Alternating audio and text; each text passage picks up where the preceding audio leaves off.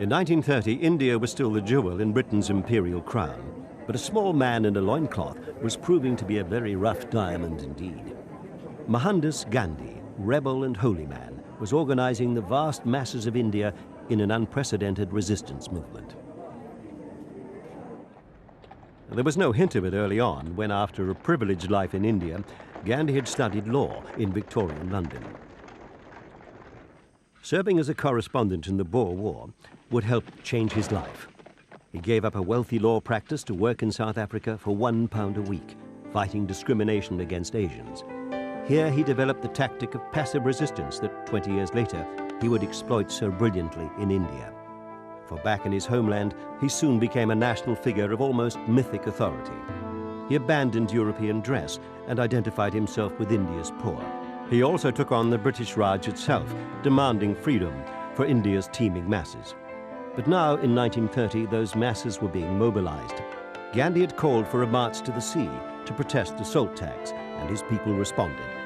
They set out from every corner of India, simple peasants and fierce tribesmen, from the river plains and from the towering mountain country. When rioting broke out, troops had to be called in, and the British had to appeal to Gandhi to help restore order. It was a pattern that would repeat itself throughout the 1930s. Gandhi would be arrested, riots would blaze all over India, and eventually Gandhi would be released to act as peacemaker. It was in 1946, with a new British government in power, that Gandhi was summoned to the Governor-General's palace in Simla. Here, Lord and Lady Wavell put a brave face on a humiliating truth. The British were being forced out of India.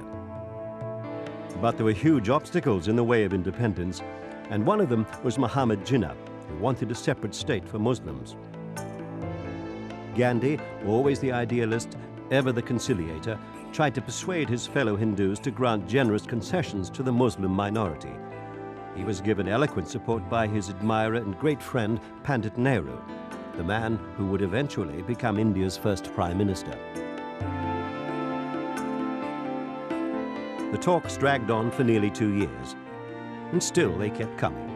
The diplomats and negotiators, the party chiefs and tribal leaders, the appointed spokesman for India's great cauldron of different cultures and different religions. There were ministers from Britain's new Labour government trying to unravel a mess that was not of their making. But for all the handshakes, there would be no real meeting of minds. The split would remain. When Gandhi learned that his beloved India was to be divided, he was heartbroken. When Hindu and Muslim groups attacked one another in a rage of disappointment, Gandhi began a fast in protest. The fast was the weapon he'd used against the British, and now he trained it on his own countrymen.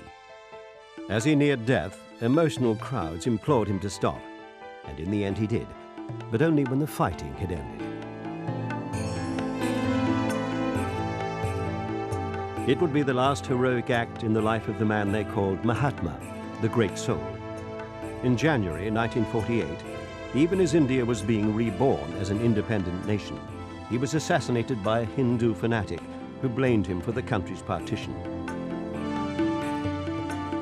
Now the Mahatma's countrymen in their grieving millions, Hindus and Muslims, Sikhs and Parsis, were bound together by the enormity of their common loss.